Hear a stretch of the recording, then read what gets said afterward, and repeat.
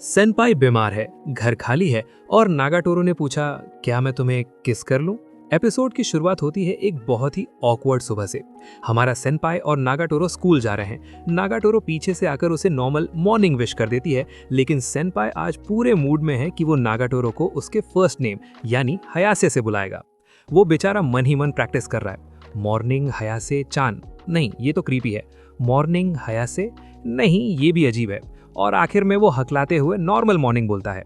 नागाटोरो तुरंत नोट कर लेती है कि सेनपाई आज सुबह सुबह ही क्रीपी बिहेव कर रहा है। भाई, लड़कियों का सिक्स सेंस अलग ही लेवल का होता है। लड़का कुछ सोचे उससे पहले उन्हें पता चल जाता है कि कुछ गड़बड़ है। तभी नागाटोरो अपना फोन निकालती है और सेनपाई को दिखाती है। वो एक आर्टिकल पढ़ रही है जिसका टाइटल है लड़कियों की वो हरकतें जिनसे लड़कों का दिल जोर से धड़कने लगता है।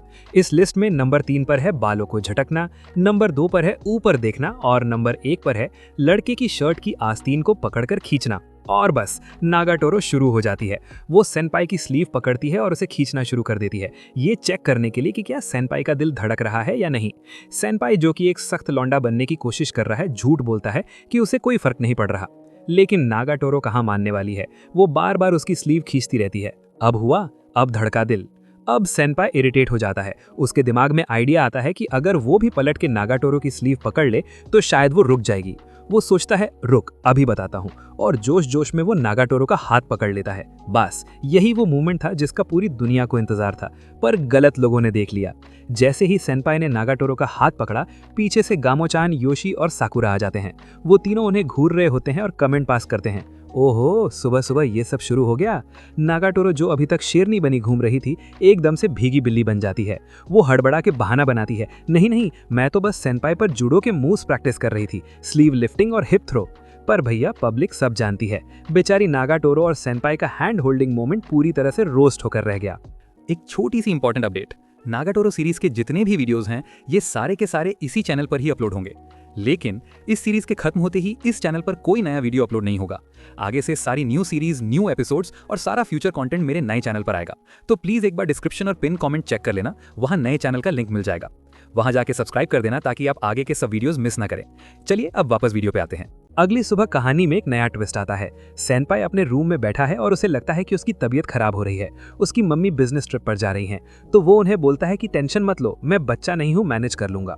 सेनपाई स्कूल नहीं जाता और घर पे अकेला रह जाता है।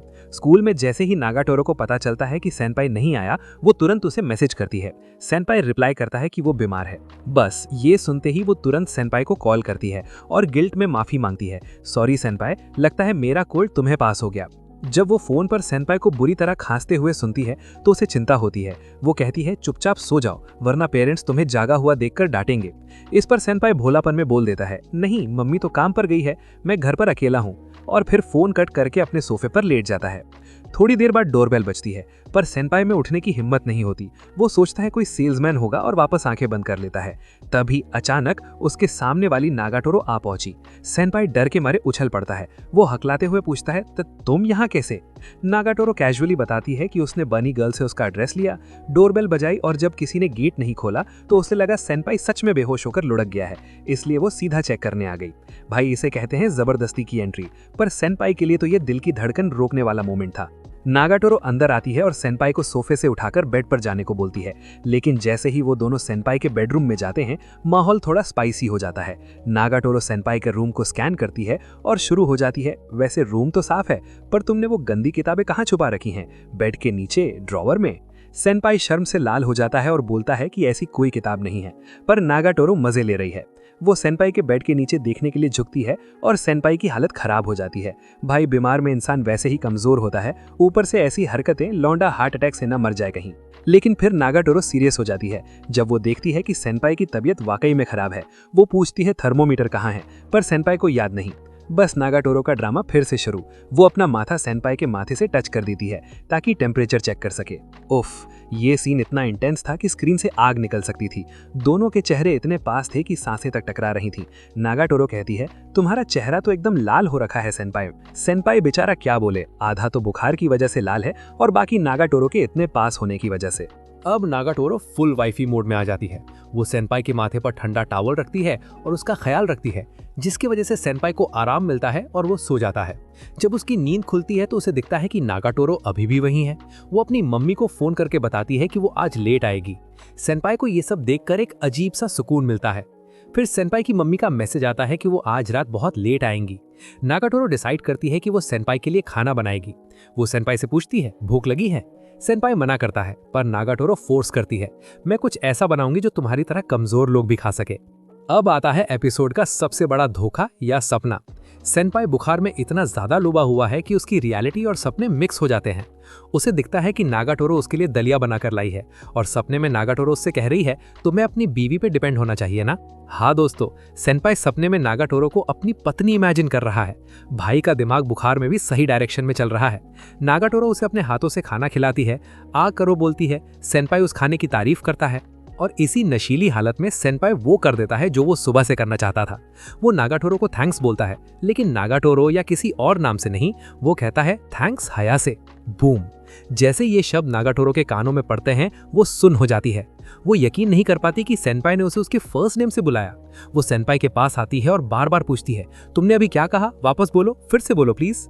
लेकिन सेनपाई तो बोलकर वापस गहरी नींद में चला गया है। नागाटोरो बेचारी तड़प रही है वो शब्द दोबारा सुनने के लिए। जब सेनपाई कोई जवाब नहीं देता तो नागाटोरो के दिमाग में एक शैतानी और रोमांटिक ख्याल आता है। वो सोते हुए सेनपाई के चेहरे के पास झुकती है और धीरे से फुसफुसाती है, अगर तुम सिर्फ नाटक कर रहे हो सोने का तो मैं तुम्हें किस कर लूंगी, चलेगा ना? सेनपाई, क्या ये चलेगा? भाई साहब, माहौल एकदम गर्म हो चुका है। नागाटोरो का चेहरा सेनपाई के लिप्स के बिल्कुल करीब है। ऐसा लग रहा है कि अभी किस हो जाएगा। ऑडियंस चिल्ला रही है, कर दे कर दे। लेकिन जैसा कि हमेशा होता है, किस्मत को कुछ और ही मंजूर था। ठीक उसी वक्त दरवाजा खुलता है और आवाज आती है, मैं आ गई। मम्मी जी की एंट्री हो गई है। टाइमिंग हो तो ऐसी, वरना ना हो। नागाटोरो एकदम से पीछे हटती है। उसका चेहरा शर्म से टमाटर जैसा लाल हो गया है। वो हड़बड़ाकर मम्मी को नमस्ते करती है, मैं तो बस वो फ्रेंड हूँ, देखने आई थी, और वहां से भाग खड़ी होती है। सेनपाई की मम्मी भी हैरान रह जाती है कि ये सुंदर लड़की कौन थी जो उनके बेटे के रूम में थी। अगली सुबह सेनपाई की आंख खुलती है। बुखार उतर चुका है और वो फ्रेश फील कर रहा है। उसे लगता है कि कल जो भी हुआ, नागाटोरो का आना, खाना खिलाना, वो बीवी वाली बात, सब एक अजीब सपना था। वो नीचे जाता है तो उसकी मम्मी पूछती हैं, कल वो क्यूट लड़की कौन थी, तुम्हारी गर्लफ्रेंड है क्या? सेनपाई का दिमाग हिल जाता है। मतलब वो सपना नहीं था, वो सच में आई थी। वो मम्मी को सफाई देता है कि वो बस एक जूनियर है, गर्लफ्रेंड नहीं। लेकिन अंदर ही अंदर वो खुशी से फूला नहीं समा रहा। रास्ते में जब सेनपाई स्कूल जा रहा होता है, वो वापस नागाटोरो से मिलता है। दोनों के बीच एक अजीब सी खामोशी है। सेनपाई हिम्मत करके उसे थैंक यू बोलता है कल के लिए। नागाटोरो थोड़ा शर्माती है और कहती है, कोई बात नहीं, तुमने भी मेरी मदद की थी पहले। पल भर के लिए लगता है कि सब कुछ स्वीट और नॉर्मल हो गया है, लेकिन नागाटोरो तो नागाटोरो है। अचानक उसका मूड बदलता है और सेनपाई को लात मारना शुरू कर देती है। सेनपाई बचने की कोशिश करता है और गलती से, हाँ फिर से वही गलती, वो नागाटोरो की टांग पकड़ लेता है। और बिल्कुल कल सुबह की तरह पीछे से वही 3 दोस्तों की गैंग गामो, योशी और साकुरा आ जाते हैं। वो फिर से वही कमेंट करते हैं, सुबह सुबह शुरू हो गई ये दोनों। नागाटोरो वापस वही जूडो प्रैक्टिस वाला बहाना बनाती है, मैं तो बस एंकल लॉक प्रैक्टिस कर रही थी। और इसी तरह ये एपिसोड यहीं पे खत्म हो जाता है। मिलते हैं नेक्स्ट वीडियो में, तब तक के लिए सायोनारा।